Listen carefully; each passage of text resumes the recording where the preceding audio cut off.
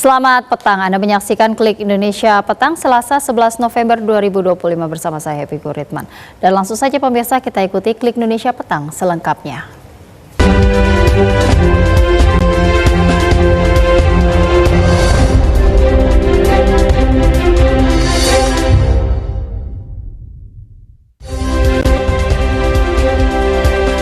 KPK telah memeriksa lebih dari 350 penyelenggara ibadah haji khusus terkait kasus dugaan korupsi kuota haji di Kementerian Agama tahun 2023-2024. Polda Riau mengungkap kasus peredaran narkoba dengan aset jaringan narkoba internasional senilai 15 miliar rupiah.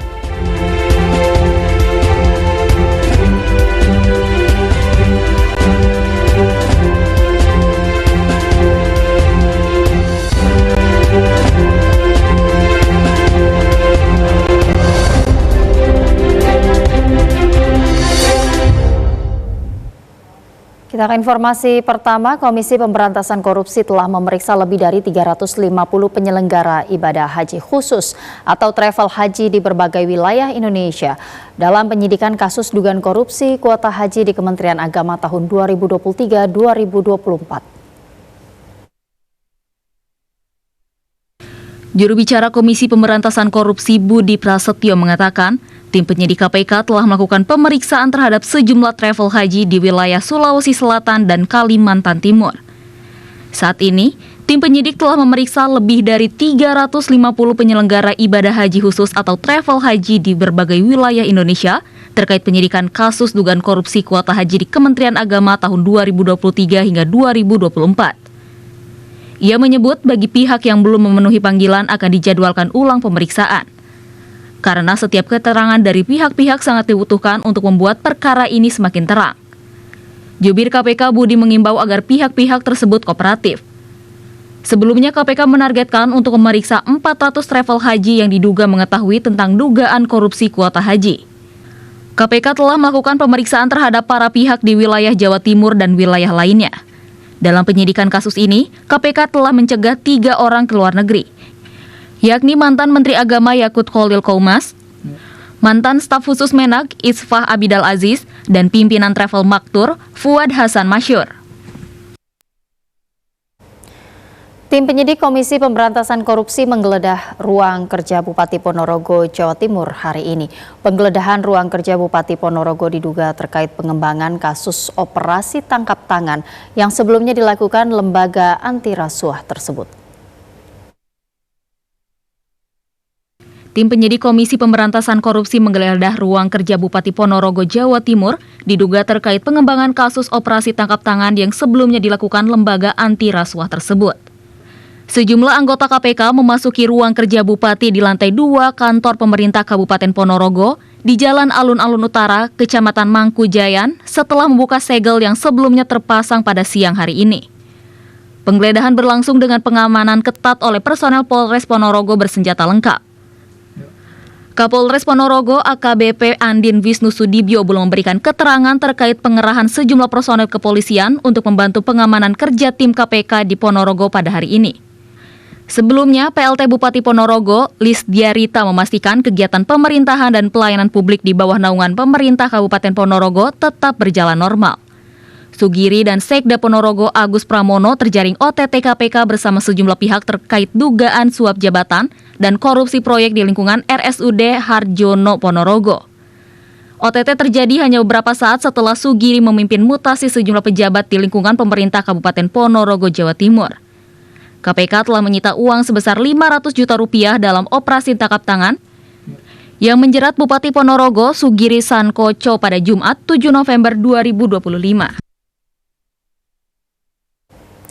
Komisi Pemberantasan Korupsi memeriksa Sekretaris Daerah Provinsi Riau Syahrial Abdi dan Kepala Bagian Protokol Setda Provinsi Riau Raja Faisal. Pemeriksaan terkait operasi tangkap tangan atau OTT KPK terhadap Gubernur nonaktif Riau Abdul Wahid. Juru bicara Komisi Pemberantasan Korupsi Budi Prasetyo mengatakan, tim penyidik KPK memeriksa Sekretaris Daerah Pemerintah Provinsi Riau Syahrial Abdi dan Kepala Bagian Protokol Sekretaris Daerah Pemprov Riau, Raja Faisal. Pemeriksaan berlangsung setelah penyidik KPK menggeledah kantor Gubernur Riau sebagai tindak lanjut operasi tangkap tangan terhadap Gubernur nonaktif Riau Abdul Wahid yang terjerat kasus dugaan pemerasan, pemotongan, dan gratifikasi di lingkungan Pemprov Riau. Jubir KPK Budi menjelaskan, permintaan keterangan dari Sekda dan Kabag Protokol Riau yang dilakukan pada Senin 10 November 2025 menjadi sangat penting untuk membantu penyidik KPK dalam membuat terang perkara tersebut. Oleh sebab itu, KPK juga mengimbau kepada pihak-pihak lainnya untuk tetap bersikap kooperatif membantu KPK dalam mengusut perkara dugaan korupsi berbentuk pemerasan di lingkungan pemerintah Provinsi Riau tahun anggaran 2025. Sebelumnya, KPK menangkap 10 orang dalam operasi senyap di Riau pada Senin 3 November 2025. Mereka diantaranya Gubernur nonaktif Riau Abdul Wahid, Kepala Dinas PUPR PKPP Muhammad Arif Setiawan, Sekretaris Dinas PUPR PKPP Ferry Yunanda, dan Tata Maulana yang merupakan orang kepercayaan Abdul Wahid. Direktorat Reserse Narkoba Polda Riau berhasil membongkar jaringan narkotika yang disertai tindak pidana pencucian uang. Dari hasil penyelidikan, polisi menyita uang tunai, beberapa surat berharga, hingga sejumlah bidang tanah yang diduga berasal dari hasil kejahatan narkotika. Dan informasinya akan disampaikan oleh Diana Chandra langsung dari Riau. Diana, selamat petang. Berapa total jumlah pengungkapan aset dari jaringan narkoba tersebut dan aset apa saja yang kemudian juga disita?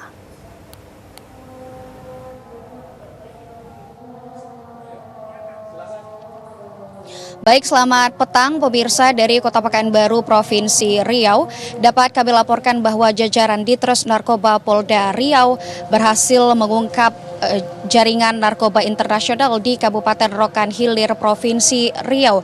Dari pengembangan kasus, petugas mendeteksi uang dan juga sejumlah aset mencurigakan yang diduga hasil dari jual beli narkoba yang dilakukan oleh MR. Sehingga polisi menyita sejumlah aset dengan total kurang lebih 15 miliar rupiah. Polisi juga menyita sejumlah aset lainnya selain uang tunai, yakni lahan kosong, kapal, dan juga surat-surat berharga lainnya. Dan pemirsa, pengungkapan perkara tindak pidana pencucian uang atau TPPU narkoba ini berawal dari pengungkapan peredaran narkoba di Kabupaten Rokan Hilir Riau. Seorang pengedar diamankan berinisial R di rumahnya di Jalan Perniagaan Bangko dengan barang bukti sabu seberat 40,5 gram, 57,5 butir pil ekstasi, dan 220 butir pil Happy Five. Dan pelaku mengaku bahwa ia mendapatkan narkoba ini dari MR. Sempat buron, MR akhirnya kembali diamankan oleh polisi pada akhir Oktober 2025 lalu. Berikut keterangan resmi dari Direktur Narkoba Polda Riau, Kombes Pol Putu Cahyadi. Pengembangan dari kasus ini, kami mendapatkan transaksi keuangan yang mencurigakan dari salah satu rekening, di mana transaksi tersebut sekali transfer itu bisa sampai 2,2 miliar. Itu kami kembangkan terus. Akhirnya kami mengambil kesimpulan bahwa uang itu adalah uang hasil kejahatan narkotika. Kemudian tim tidak berhenti sampai di situ. Tim terus melakukan tracing terhadap aset yang dimiliki oleh tersangka MR alias AB. Ya pemirsa, lebih jauh Direktur Narkoba Polda Riau yang kami maksud tadi adalah Kombes Pol Putu Yuda Prawira yang menyatakan bahwa penyitaan sejumlah uang dan aset ini merupakan penindakan tegas terhadap para pelaku pengedar narkoba. Dan diharapkan langkah ini dapat memberikan efek jera sehingga dapat meminimalisir bahkan menghilangkan peredaran narkoba dari wilayah hukum Polda Riau. Demikian yang dapat kami laporkan dari Kota Pekanbaru. Kembali ke studio di Jakarta. Baik, terima kasih Diana Chandra atas informasi Anda langsung dari Riau. Selamat petang.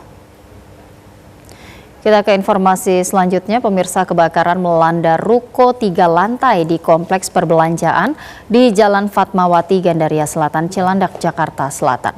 Kebakaran diduga karena korsleting. Kapolda Cilandak, Kombes Polisi Febriman Sarlase mengatakan kebakaran melanda ruko 3 lantai di kompleks perbelanjaan di Jalan Fatmawati, Gandaria Selatan, Cilandak, Jakarta Selatan. Diduga karena korsleting. Tidak ada korban jiwa dalam peristiwa ini karena saat kebakaran terjadi, toko baru saja dibuka.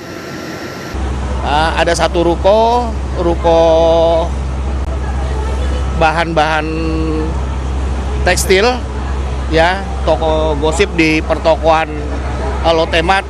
Alhamdulillah bisa segera dapat ditangani oleh rekan kita dari rekan pemadam, baik dari Jaksel, DKI, ya. Untuk sementara korban jiwa nihil.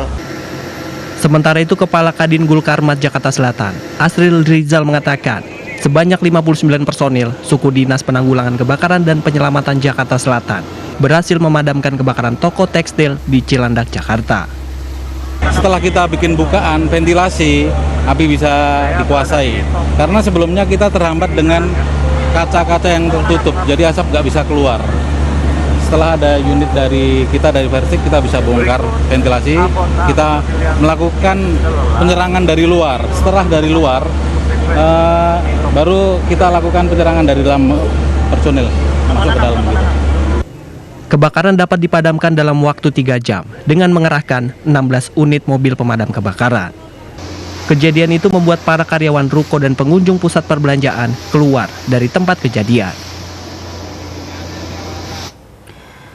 Petugas kepolisian dari Polres Lok Sumawe, Provinsi Aceh kini tengah mengejar pelaku penembakan warga dan menyelidiki motif penembakan tersebut.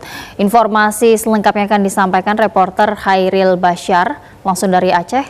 Hairil, informasi terkini apa yang bisa Anda sampaikan terkait update perkembangan kasus penembakan warga ini? Baik, selamat petang Happy dan juga saudara, dapat kami laporkan langsung dari Provinsi Aceh. Benar hingga saat ini Polres Lok Sumawe terus melakukan pemburuan terhadap pelaku yang melakukan penembakan terhadap saudara Muhammad Nasir, warga desa Alulim, Kecamatan Belang Mangat, Kota Lok Sumawe.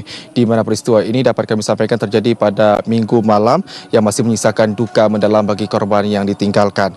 Nah, hal senada juga disampaikan oleh Kapolres Lok Sumawe AKBP Ahzan yang kami konfirmasi menjelaskan bahwa saat ini pihaknya masih melakukan pendalaman dan juga penyelidikan terhadap para pelaku yang diduga terlibat dalam penembakan yang terjadi pada Minggu malam terhadap Muhammad Nasir ini. Nah, polisi juga telah melakukan tempat kejadian perkara serta mengumpulkan sejumlah barang bukti dan juga menanyakan saksi-saksi yang berada di tepat di lokasi kejadian penembakan terhadap Muhammad Nasir. Dan di tempat kejadian ini pula, polisi juga mengamankan 2 selongsong peluru yang berasal dari senjata laras pendek yang digunakan untuk menembak kepala Muhammad Nasir yang terjadi pada Minggu malam lalu. Dan dapat kami jelaskan juga saudara, sebelumnya untuk memperkuat statement ini, berikut kita dengarkan kutipan wawancara kami bersama dengan Kapolres Lok Sumawe AKBP Ahzan berikut ini. Kita sudah menerima laporan. Dalam hal ini kami terus melakukan upaya untuk mengejar para pelaku. Sekarang masih dalam tahap penyelidikan. Kami sudah melakukan olah TKP, bukti-bukti sudah kami kumpulkan. Kemudian keterangan, ini berproses pengambilan keterangan daripada saksi yang ada di TKP. Belum bisa kami sampaikan. Kami masih mendalami dengan memanggil saksi yang ada di TKP, karena di situ ada kedai kopi. Ada beberapa orang yang melihat langsung kejadian. Itu hasil olah TKP kami. Kami temukan barang bukti ada 2 selongsong butir peluru. Ya, nanti kita uji balistik, kita kirim ke Laprim. Yap, Happy dan juga saudara, sebelumnya dapat kami ceritakan dari pernyataan yang disampaikan oleh adik korban yaitu Sayyidatun Rahmi yang menjelaskan bahwa sebelum terjadi penembakan, bahwasannya 2 orang yang tidak dikenal mendatangi rumah korban mengendarai sepeda motor, kemudian keduanya bahkan sempat memotret kediaman korban yang biasa digunakan oleh Muhammad Nasir untuk berjualan bakso. Kemudian kedua orang itu mengajak Muhammad Nasir ke seberang jalan untuk berbincang terkait dengan beberapa hal. Tak lama berselang kemudian ada satu unit mobil berwarna hitam berhenti di ujung jembatan di mana korban diajak mendekati mobil tersebut. Dan beberapa saat kemudian saudara terdengar suara tembakan sebanyak 2 kali. Dan setelah itu mobil hitam dan juga 2 orang yang tak dikenal menggunakan sepeda motor tersebut langsung melarikan diri dan menjauhi tempat TKP di mana Muhammad Nasir yang tergeletak yang ditemukan oleh warga yang sudah tidak bernyawa tersebut. Dan saat itu saudara, keluarga menyebut korban selama hidup tidak mengalami masalah ataupun konflik dengan siapapun, di mana sehari-hari ia dikenal sebagai seorang penjual bakso dan juga seorang sopir. Dan hingga berita ini kami laporkan, Happy dan juga saudara, pihak kepolisian Polres Look Semoy terus melakukan pendalaman dan juga penyelidikan serta memburu pelaku yang diduga terlibat terhadap penembakan Muhammad Nasir yang terjadi pada Minggu malam lalu. Demikian informasi yang dapat kami sampaikan, update langsung terkait dengan penembakan terhadap Muhammad Nasir. Kembali ke Jakarta, Happy. Baik, terima kasih Khairil Bashar atas informasi Anda langsung dari Banda Aceh. Selamat petang. Saudara, intensitas curah hujan yang tinggi membuat debit Sungai Induk Citanduy meluap. Rumah warga di 2 kecamatan dan area pesawahan milik para petani di Kabupaten Pangandaran, Jawa Barat tergenang banjir. Curah hujan yang tinggi sejak beberapa hari lalu membuat debit Sungai Citanduy meluap.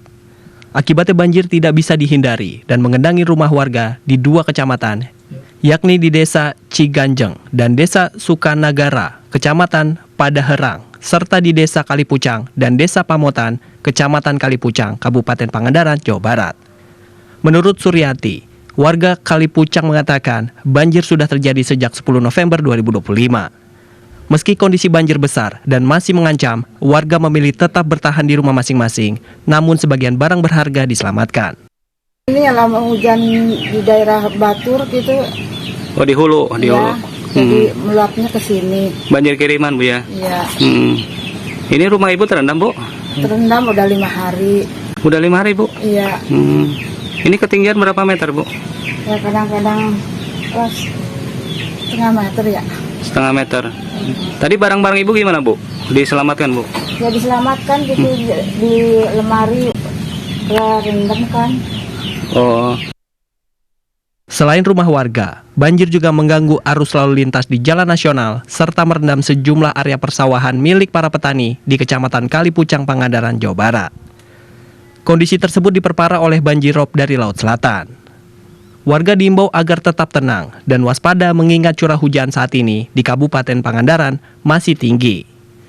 Dari informasi yang didapat oleh TVRI di lokasi banjir, tercatat 226 rumah di Desa Pamotan, Kecamatan Kalipucang terendam banjir.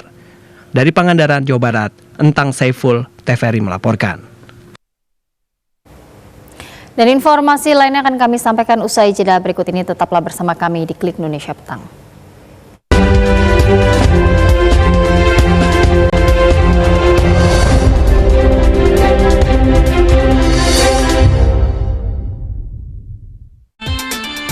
Strategi, spirit, hingga tetes keringat terakhir akan dipertaruhkan dalam ajang bulu tangkis paling bergengsi sejagat raya, BWF Series 2025. Saksikan aksi luar biasa para pebulu tangkis kesayangan Anda memperebutkan supremasi dunia. Jangan lewatkan keseruannya BWF Series 2025 di TVRI Sport. Persiapkan diri Anda untuk manuver menegangkan dari lintasan motocross MXGP MX2, kelas bergengsi yang mempertemukan para pembalap terbaik dari seluruh penjuru dunia. Rasakan sensasi scrub tajam di udara hingga berm circuit yang berbahaya. Jangan lewatkan aksi spektakuler para riders elite di setiap lintasan penuh tantangan. MXGP MX2, saksikan hanya di TVRI Sport. Start your day informed. Stay updated and finish strong. Only on TVRI World. Start your day with clarity and insight. Starting Point brings you all the top stories, key headlines, and live updates. Every weekday morning, 8 to 9 a.m. Know what's happening and why it matters. Midday, stay informed with Newswatch, your trusted source for fast, reliable news from Indonesia and around the globe. Join us Monday to Friday, 1:30 to 2 p.m. Then, as the day concludes, tune in to World Today from 5 to 6 p.m. A complete roundup of global events, expert insights, and stories that shape our world. From morning to evening, stay with TVRI World. Bringing you trusted news every step of the way.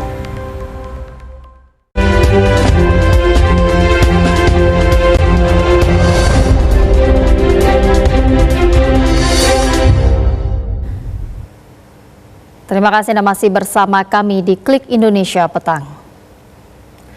Presiden Prabowo Subianto menggelar rapat khusus di Pangkalan Udara Halim Perdana Kusuma, Jakarta sebelum bertolak ke Australia. Kepala negara membahas pentingnya pengelolaan keuangan negara yang akuntabel dan berorientasi pada hasil nyata bagi masyarakat. Presiden Prabowo Subianto memimpin rapat khusus sebelum bertolak menuju Australia.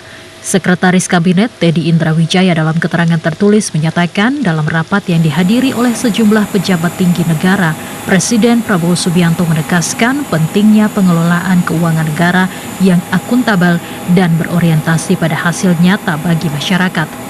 Kepala negara menekankan agar setiap anggaran yang bersumber dari uang rakyat digunakan dengan penuh tanggung jawab dan tepat waktu. Presiden Prabowo juga menginstruksikan Menteri Sekretaris Negara Prasetyo Hadi untuk segera melakukan koordinasi lintas kementerian serta memastikan penyerapan anggaran berjalan optimal menjelang akhir tahun. Presiden Prabowo menunda jadwal penerbangannya ke Australia selama 2 jam untuk memimpin langsung rapat tersebut. Sementara kunjungan kenegaraan Presiden Prabowo ke Australia adalah untuk menegaskan komitmen Indonesia dalam memperkuat hubungan strategis dengan Australia.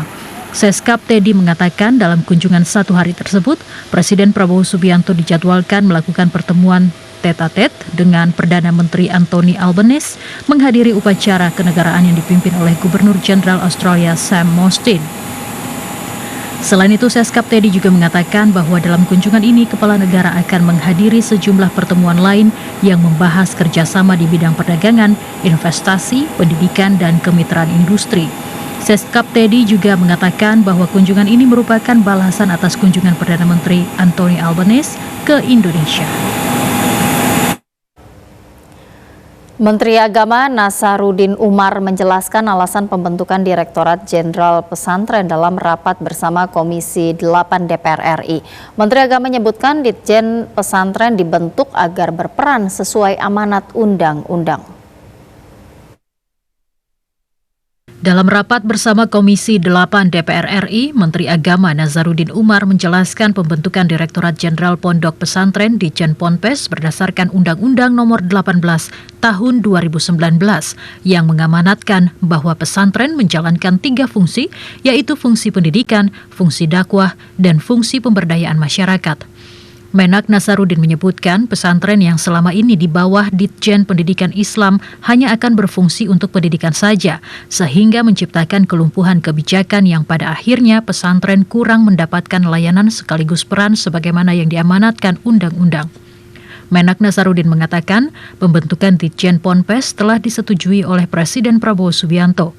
Penyusunan Perpres juga telah dilakukan sejak 21 Oktober 2025 melalui beberapa kali pertemuan yang diikuti beberapa kementerian, Kemensesnek, Kemenak, Kemenq, BKN, dan Kemenkum. Sebelumnya, melalui surat resmi tertanggal 21 Oktober 2025, Presiden Prabowo Subianto melalui Mensesnek memberikan persetujuan untuk mendirikan Ditjen Pesantren. Wakil Menteri Agama Romo Muhammad Syafi'i menjelaskan tujuan utama pembentukan direktorat baru ini adalah memberikan perhatian yang jauh lebih besar kepada pesantren. Pemerintah akan membangun 100 gudang padi dan jagung di berbagai daerah di Indonesia. Langkah ini diambil sebagai solusi atas keterbatasan daya tampung oleh Perum Bulog dalam menampung hasil panen. Selamat pagi dan salam sejahtera bagi kita semua. Kementerian Koordinator Bidang Pangan menandatangani surat keputusan bersama antara Kementerian Pertanian, Kementerian Keuangan, Kementerian Dalam Negeri, dan Danantara. Keputusan itu terkait pembangunan infrastruktur pasca panen, yakni berupa gudang. Menko Bidang Pangan Zulkifli Hasan menjelaskan peningkatan produksi hasil pertanian merupakan kerja keras tim di bawah kepemimpinan Menteri Pertanian. Namun, lonjakan produksi tersebut menyebabkan Bulog kesulitan menampung stok karena kapasitas gudang yang terbatas. Zulhas menyatakan pemerintah telah menyiapkan anggaran senilai 5 triliun rupiah untuk membangun 100 gudang baru untuk menampung hasil panen padi dan jagung di berbagai daerah di Indonesia. Dana tersebut akan diambil dari anggaran pendapatan dan belanja negara. Melalui perintah Bapak Presiden, kita harus segera membangun gudang yang disepakati jumlahnya adalah 100 100 tempat ya. Nah, menurut Undang-Undang BUMN yang baru, setiap penugasan harus ada SKB kepada kementerian terkait. Nah, ini syarat pertama SKB. Syarat kedua Pak Mentan, harus ada impres atau perpres. Nah, ini sedang kita urus. Jadi bersamaan. Jadi setelah SKB harus ada perpres seperti juga Kopdes. Zulkifli mengatakan pembangunan 100 gudang baru dilakukan sebagai jawaban atas permasalahan saat terjadi peningkatan produksi hasil pertanian. Lonjakan produksi tersebut menyebabkan Bulog kesulitan menampung stok karena kapasitas gudang yang terbatas.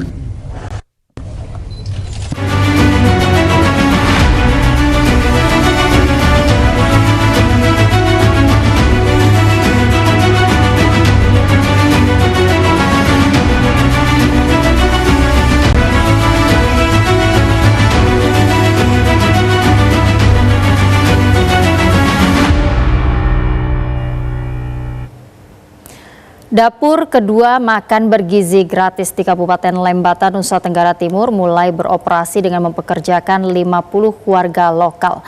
Dan informasi selengkapnya akan disampaikan reporter Diki Balo dari Kupang, Nusa Tenggara Timur. Diki, bagaimana dampak dari pengoperasian dapur kedua MBG di Lembata, Diki? Ya, baik. Selamat malam Happy dan juga saudara, terkait dengan dampak dari beroperasinya dapur MBG di Kabupaten Lembata ini memang sangat dirasakan oleh masyarakat, khususnya bagi 50 pekerja yang bekerja di dapur MBG di Kabupaten Lembata.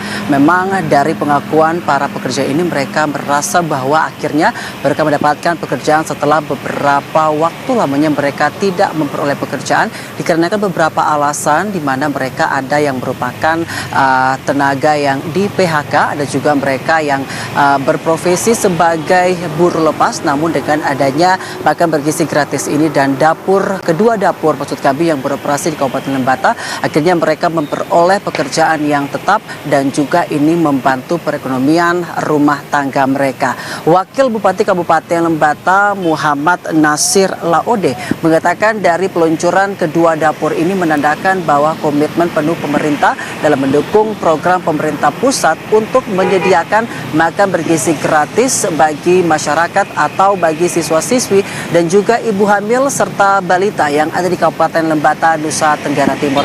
Pengoperasian ini juga ditandai dengan peninjauan dari Wakil Bupati Kabupaten Lembata yang dilakukan kemarin hingga tadi siang dengan peluncuran makan bergizi gratis ke sekolah-sekolah yang ada di Kabupaten Lembata, Nusa Tenggara Timur. Happy dan juga saudara, untuk mengetahui bagaimana lengkapnya, mari kita simak bersama cuplikan wawancara kami dengan Wakil Bupati Kabupaten Lembata Muhammad Nasir Laode berikut ini.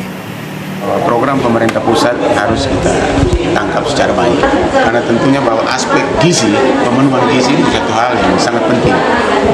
Di samping itu variabel-variabel lain. Jadi pertama saya berikan apresiasi baik MBG 01, 02, ini kan semua putra-putra daerah di Kabupaten Lembata.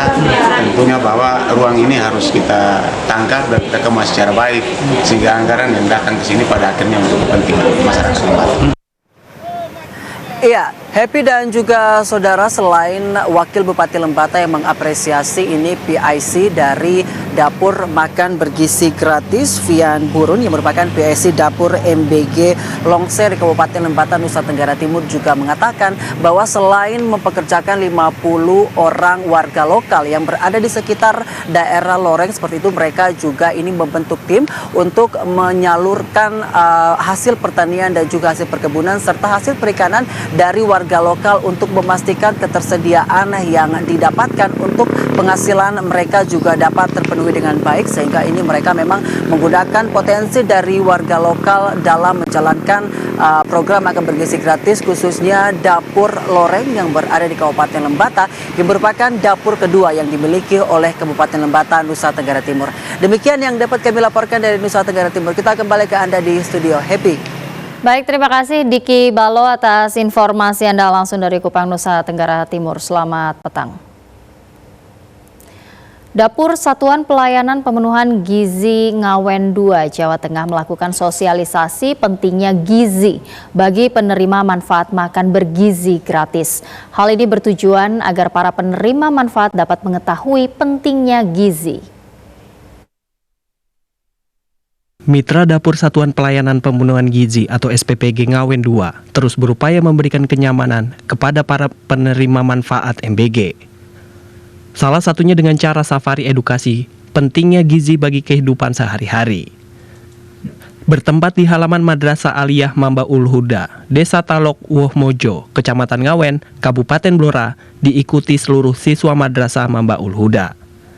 Para siswa nampak antusias mendengarkan paparan yang disampaikan oleh ahli gizi Dapur SPPG Ngawen 2 dan mitra Dapur SPPG Ngawen 2. Tidak tanggung-tanggung, siswa juga mengajukan pertanyaan kepada pemateri kegiatan.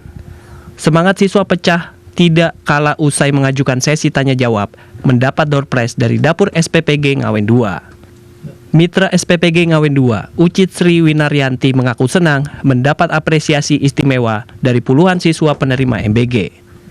Menurutnya postingan di media sosial Dapur SPPG Ngawen 2, giat di MA Madrasah Mambaul Huda, selalu mendapatkan komentar positif dari netizen. Jadi program safari gizinya namanya program safari gizi dari SPPG 2 Ngawen untuk anak-anak hebat atau penerima manfaat yang bekerjasama dengan kami. Tujuannya mengenalkan atau memberikan pengetahuan secara langsung sebenarnya yang dimakan dia setiap hari itu apa aja. Memperkenalkan sayuran-sayuran baru, memperkenalkan buah-buah baru supaya mereka lama-lama yang tidak pernah tersentuh jadi tersentuh, lama-lama yang tidak suka jadi terbiasa. Selama ini yang sudah dilakukan oleh SPPG 2 Ngawen itu anak menjadi tahu. Seperti contoh kali ya, saya sendiri selaku kepala madrasah belum pernah yang namanya kokale, Pak. Anak-anak kami dengan adanya itu sekarang sudah tahu. Terus kemudian paguda ini apa, jenis apa? Ternyata dengan adanya program ini anak-anak terbantu. Kepala Sekolah Madrasah Aliyah Mambaul Huda, Ali Ahmadi mengapresiasi kegiatan yang dilakukan oleh Dapur SPPG Ngawen 2. Menurutnya hal ini jarang dilakukan oleh Dapur SPPG lainnya. Ia berharap kegiatan seperti ini terus digalakan, pasalnya tidak semua siswa memahami pentingnya gizi. Dari Blora, Suprianto, TVRI Jawa Tengah melaporkan. Program makan bergizi gratis kini mulai menyasar bayi, balita, ibu hamil, dan ibu menyusui di tingkat posyandu yang berada di wilayah Desa Bagik Payung, Kecamatan Suralaga, Kabupaten Lombok Timur, Nusa Tenggara Barat. Program makan bergizi gratis yang menyasar bayi, balita, ibu hamil, dan ibu menyusui dilaksanakan sebagai upaya pemerintah untuk menekan angka stunting sekaligus mendukung target nasional dalam penurunan angka stunting. Kader Posyandu Bagik Kelongkong, Nusa Tenggara Barat, Rina Andani menyampaikan program tersebut sudah berlangsung secara rutin di wilayah Desa Bagik Payung, Kecamatan Suralaga, Lombok Timur, Nusa Tenggara Barat. Pendistribusian MBG dilakukan 2 kali dalam seminggu, yaitu hari Senin dan Kamis. Setiap sasaran yang meliputi bayi, balita, ibu hamil, dan ibu menyusui menerima 2 paket, yakni 1 paket MBG dan 1 paket asupan pertumbuhan.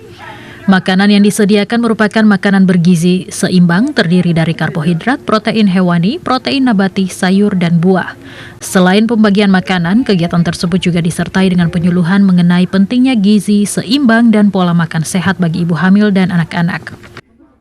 3 kali pendistribusian. Berapa orang?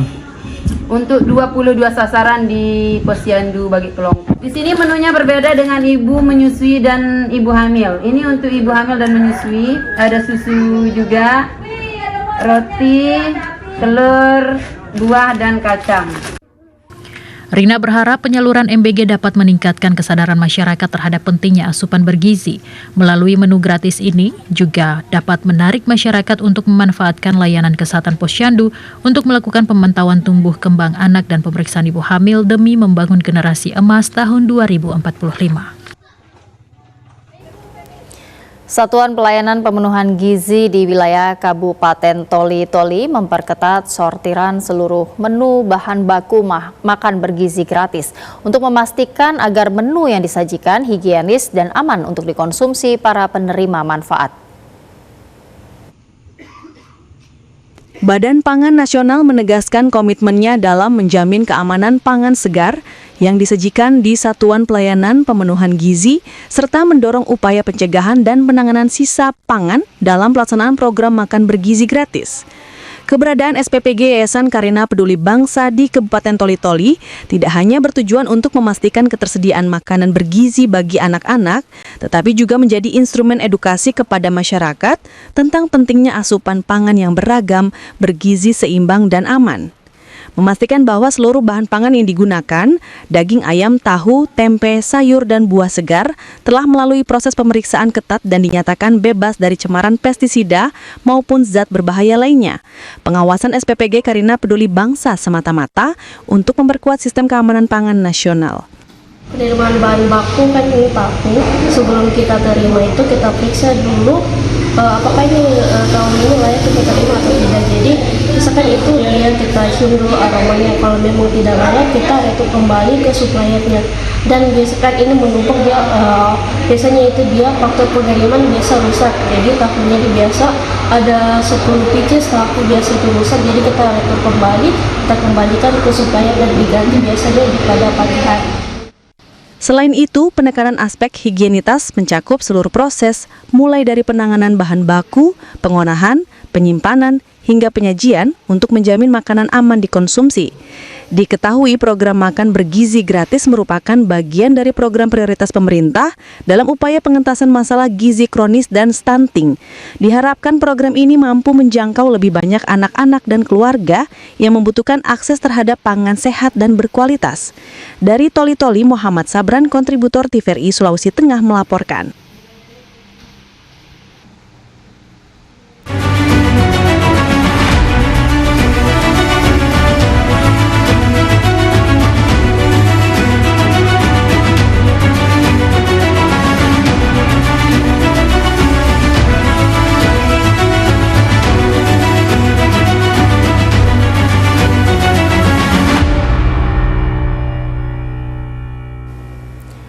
Wakil Ketua MPR RI Edi Baskoro Yudhoyono secara resmi membuka World Leaders Panel 2025 yang dihadiri sejumlah tokoh internasional dari berbagai negara untuk membahas perubahan iklim, ketimpangan ekonomi, hingga diplomasi budaya. Wakil Ketua Majelis Permusyawaratan Rakyat Republik Indonesia (MPR RI) Edi Baskoro Yudhoyono didampingi Hidayat Nur Wahid membuka secara resmi World Leaders Panel dalam rangkaian acara World Peace Forum 2025 di Gedung Nusantara 5 MPR RI Jakarta pada Senin 10 November 2025. Forum yang menjadi bagian dari rangkaian World Peace Forum 2025 dihadiri para pemimpin dunia dari berbagai negara, termasuk pejabat tinggi, akademisi, dan pemimpin organisasi internasional yang menyoroti isu perubahan iklim, ketimpangan ekonomi global, serta upaya memperkuat diplomasi budaya sebagai sarana membangun perdamaian berkelanjutan. Tokoh-tokoh internasional yang hadir diantaranya Presiden Timur Leste, Jose Ramos Horta, Founder Jahjaga Foundation, Madam Atifete Jahjaga, dan Ketua Cheng Ho Multicultural Education Trust, Tan Sri Lee Kim Yu. Dalam sambutannya, Wakil Ketua MPR RI Edi Baskoro Yudhoyono menegaskan pentingnya memperkuat kolaborasi lintas negara untuk menjaga perdamaian dunia di tengah dinamika geopolitik global yang semakin kompleks. Edi Baskoro menegaskan, MPR RI berkomitmen terus berperan aktif dalam diplomasi antar parlemen, memperkuat dialog lintas bangsa, serta mendorong nilai-nilai perdamaian dalam setiap kebijakan nasional dan internasional. Conflicts and tensions still exist across many regions. We also face new challenges, including disinformation, humanitarian crisis, climate change, and social inequality. In these times, the need for moderation, tolerance, and understanding between civilization is more important than ever. As we gather here, we are reminded that even though the world is physically closer, the human heart still needs bridges built on empathy, respect, and shared values.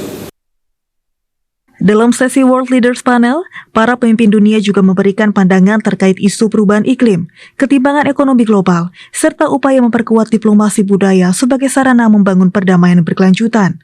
Melalui forum ini, Wakil Ketua MPR RI berharap dapat lebih memperkuat diplomasi perdamaian dan kerjasama lintas budaya, serta mempertegas peran Indonesia dan Asia dalam mendorong nilai-nilai keadilan, moderasi, dan kemanusiaan di panggung global.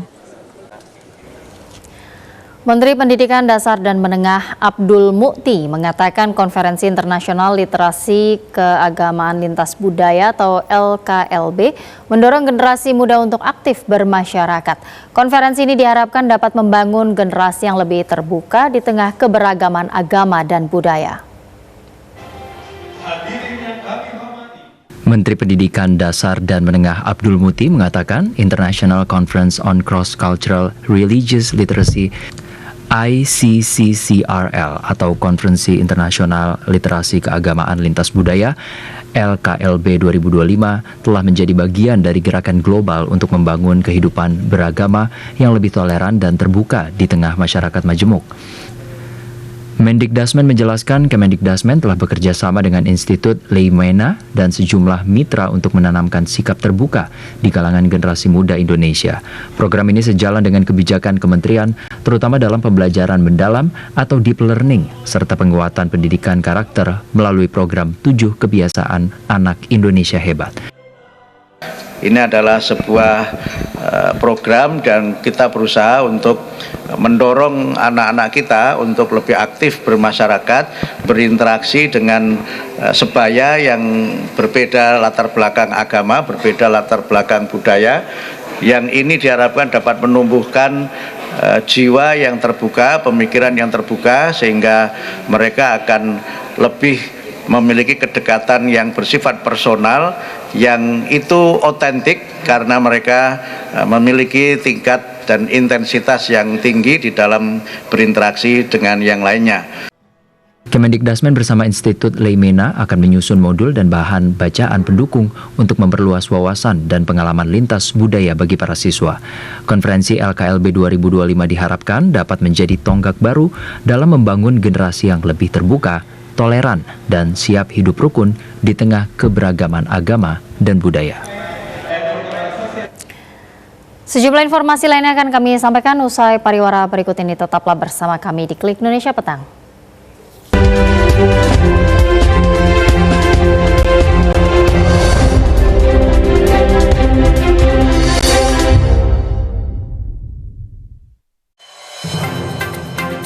Cerita dari berbagai penjuru negeri mengangkat informasi tentang isu sosial, budaya, dan ekonomi.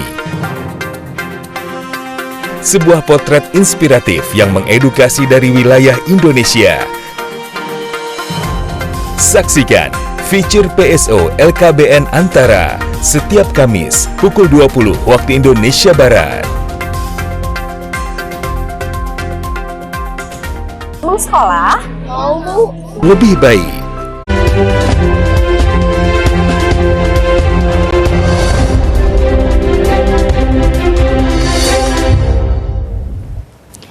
Terima kasih Anda masih bersama kami di Klik Indonesia Petang. Bulan Fintech Nasional 2025 menjadi gerakan lintas sektor dengan mempertemukan pembuat kebijakan, pelaku industri, dan pemangku kepentingan lainnya untuk memperkuat pertumbuhan ekonomi dan akses keuangan yang inklusif. Fintech harus dapat menjadi pilar membangun kedaulatan digital bangsa.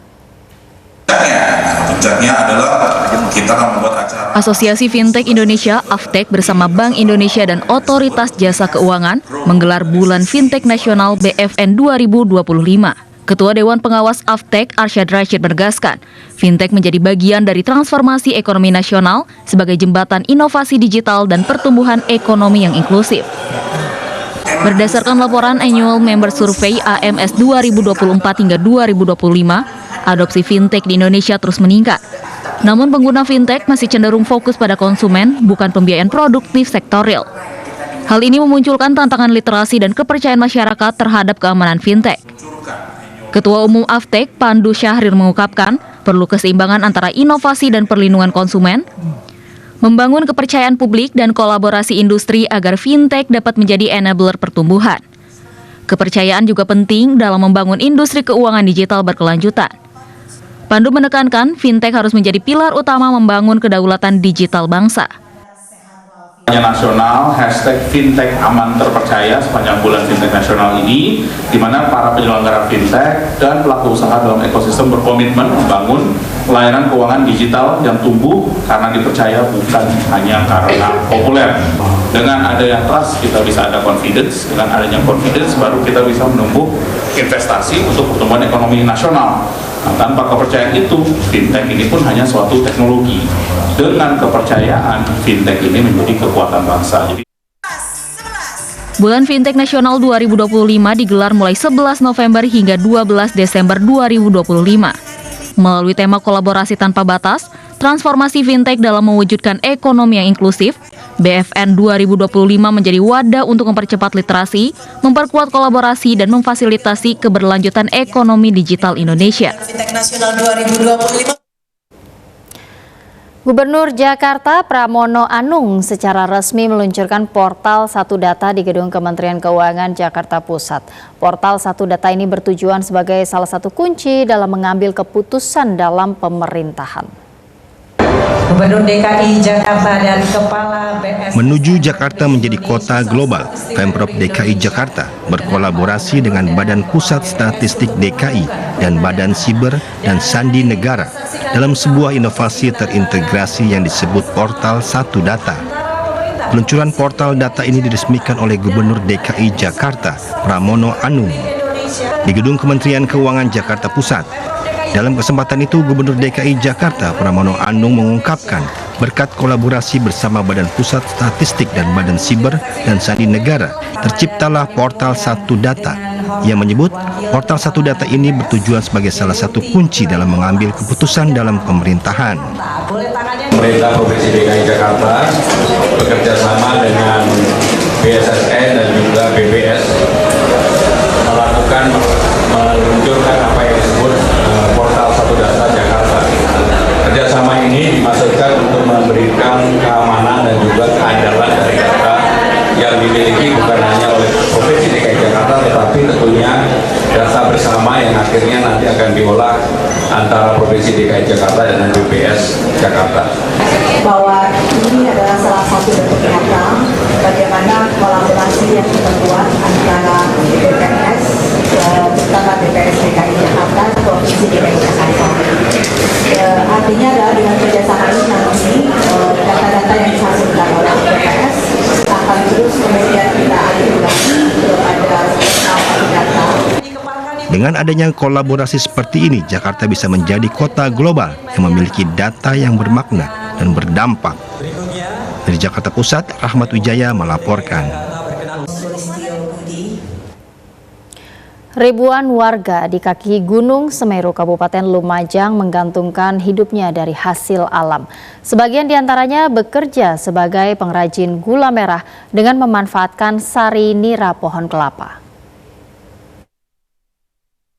Seperti inilah kesibukan warga di kaki Gunung Semeru, Kabupaten Lumajang setiap hari. Mereka memanjat pohon kelapa yang banyak tumbuh subur di sekitarnya. Mereka kemudian mengambil sari untuk dijadikan bahan gula merah. Ya, sejak puluhan tahun silam, warga yang tinggal di desa ini menggantungkan hidupnya dari hasil alam. Mereka bekerja sebagai pengrajin gula merah yang diproduksi di rumah masing-masing. Tidak tanggung-tanggung, mereka bisa memproduksi gula merah hingga 3 ton setiap hari. Tak jarang, jumlah tersebut bisa bertambah seiring meningkatnya permintaan dan pesanan gula merah. Sejumlah pengrajin mengaku gula merah asli Kabupaten Lumajang memiliki khasan yang tidak dimiliki gula merah dari daerah lainnya.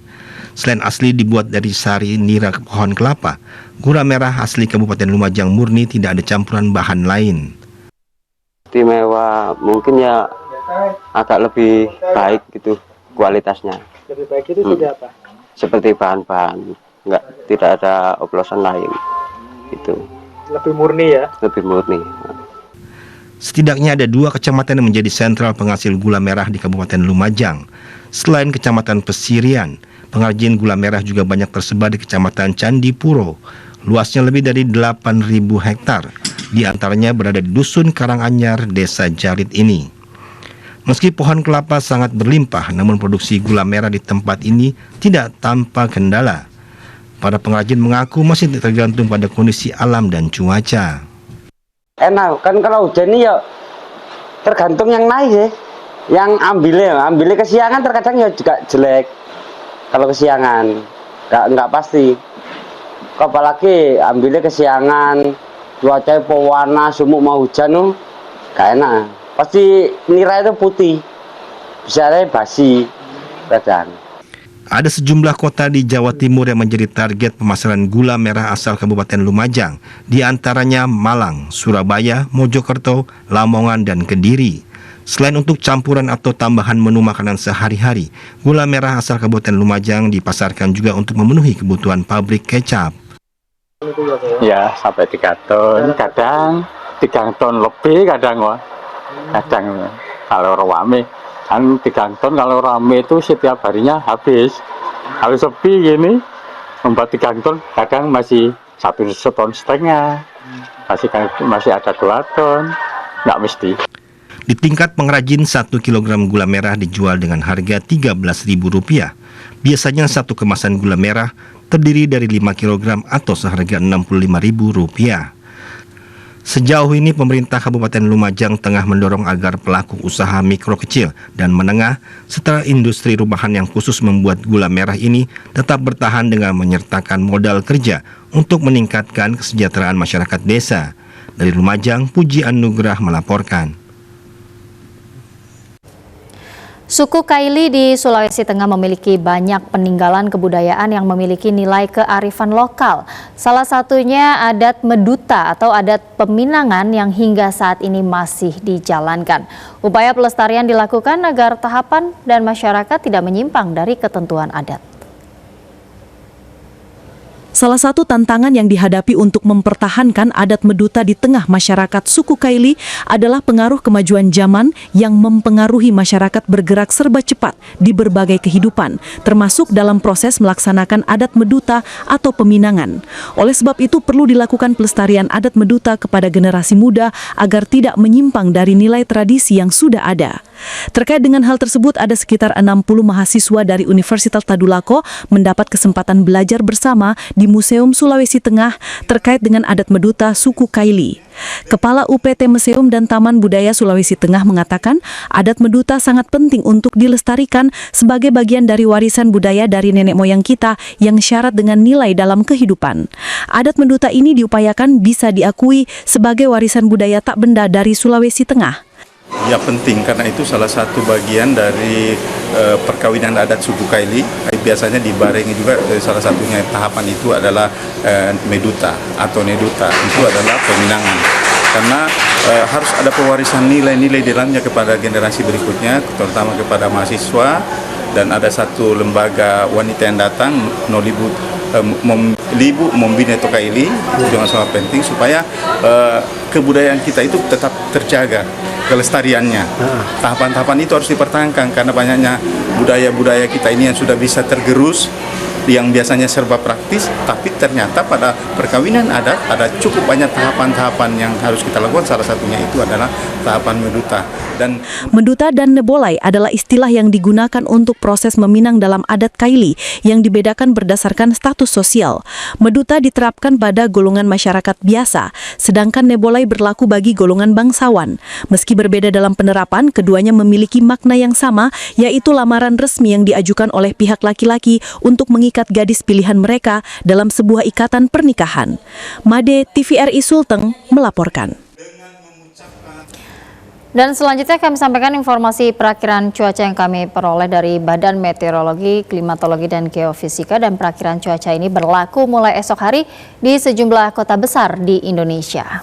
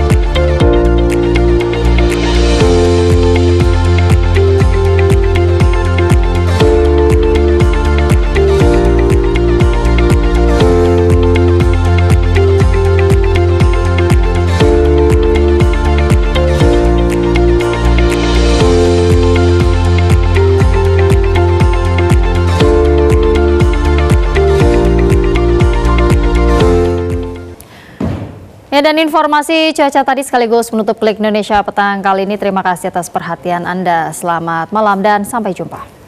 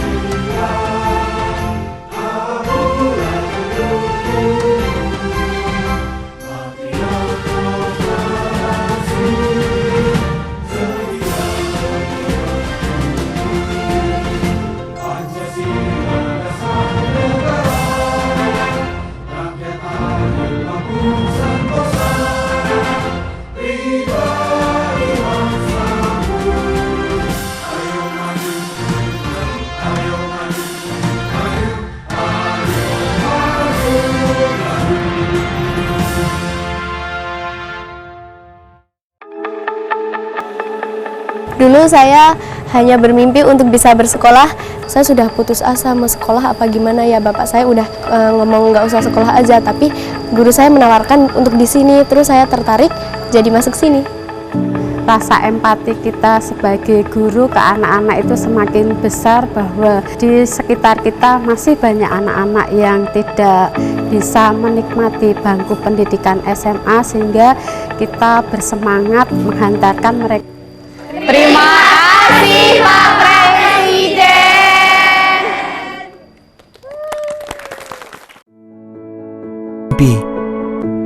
Kami juga bisa bekerja, belajar, dan berkarya. Di lapangan, di